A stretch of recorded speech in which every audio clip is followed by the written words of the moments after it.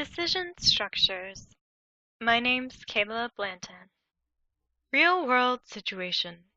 On a pay-by-the-month cell phone plan, the company rolls over unused minutes, charges extra for overages, and does nothing for the exact allotment used. You must design a program that calculates a customer's monthly bill and minutes allotted for the next month. The if-else statement creates a decision structure allowing a program to have more than one path of execution. The structure is as follows. If, in parentheses, Boolean statement, action performed, else, action performed. Below is sample code used in the if-else decision structure. For this example, we have used our real-world situation. At the top, we've declared and initialized some of our variables. We then read in the number of minutes used, and then we create an if and else decision structure. The first category being did not use all of the allotted minutes. The second being has overage charges. For did not use all of the allotted minutes, we have added code allowing the program to figure out what the minutes for the next month are, as well as the total charge for this month. In the else statement, instead of saying has overage charges, we add the calculation for both the minutes for the next month and the charge for the next month. As you see, the minutes for the next month do not change if one has gone over their allotted minutes for this month. However, the total charge is now equal to the base charge plus the overage times the price per minute. Here is the output for our if-else decision structure. In the first example, we entered a number of minutes used less than the allotted minutes for the month. As you can see, it calculates our minutes for the next month based on the fact that we had 200 fewer minutes for this month than we were allotted, as well as our total charge for the next month, which is just our base charge. If we enter the exact number of minutes used, we have the same number of minutes for the next month, as well as the total charge for the base charge. However, when we put in 500 minutes used, which is 200 over our allotted minutes, we see that though our minutes for the next month are 300, our total charge is now $90 due to overage fees. Now we will look at if-else-if statements. The if-else-if statement is a chain of if-else statements that runs until a conditional statement returns true. In this case, we have if, then a Boolean statement. Within that block, an action is performed. Then else if and another Boolean statement with another action performed in its block, and then else with a third action performed. Sample if-else-if code. At the top, we have the same variables declared and initialized as we had in the previous if-else code. We still read in the number of minutes used from the user, and we start off with an if statement. However, in this if statement, we say minutes used is less than num allotted instead of minutes used less than equals num allotted. In this case, it would be where the user did not use all of the allotted minutes. Next, we use an else if statement with minutes used equals num allotted.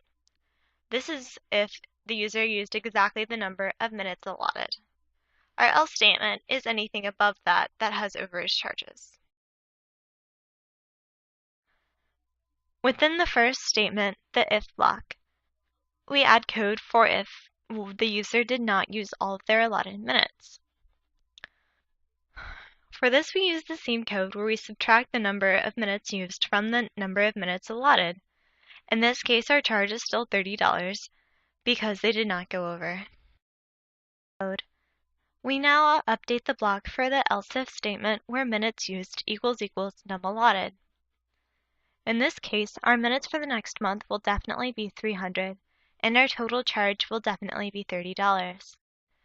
In this case, we print out great time management because we would like to distinguish between the output of running through the else if statement and the output of running through the if statement. Now we will update the else block for has overage charges. In this case, we will definitely have 300 minutes for the next month, because if your minutes go over, you will not have any extra minutes. We also need to calculate overage charges. which is equal to minutes used minus num allotted times overage times price per minute plus base charge. For our sample output in this case, we use the same numbers as previously, 100, 300, and 500 minutes. As you see, the code still prints out the same minutes for the next month and the same charges. Nested if statements. A nested if structure is created when an if statement appears inside another. To the right, we have an example of a nested if structure.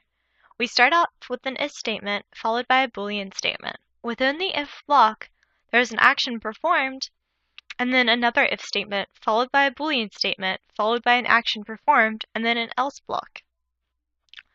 This entire if block is followed by another else block with an action performed. Sample nested if code. Within the sample nested if code, we use the same basic code as we did for the if-else statement and the if-else if statement. We begin by declaring our variables and reading in the number of minutes used from the reader. However, in this case, we start out with an if block, and our Boolean statement is if minutes used less than or equals to num allotted. Within this block, we want to print out the total charge, because regardless of whether the minutes used is less than or equal to the number allotted, the charge for the month will be $30. Following this, we have another if statement so that we can calculate the minutes for the next month. Within this, we say if minutes used equals num allotted, and we print out the minutes for the next month are 300.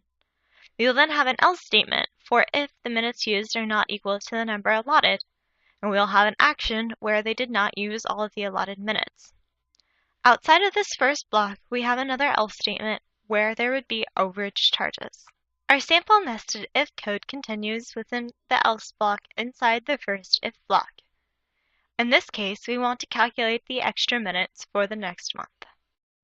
We then work on our primary else statement. In this case, our minutes used were greater than the number allotted. That means that though our minutes for the next month are 300, our total charge will be based on the base charge plus the overage charge. Output. For this output, we used the same test cases of 100, 300, and 500 that we did for our other two types of code. However, in this case, our minutes used, total charge, and minutes for next month are all in separate lines. This is because we printed out a new line between the two statements in our initial nested if statement.